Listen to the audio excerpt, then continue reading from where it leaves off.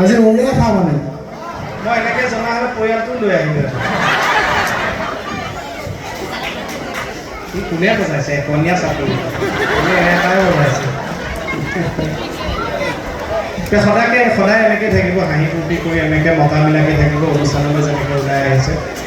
এই মৰম চেনেহ সদায় থাকক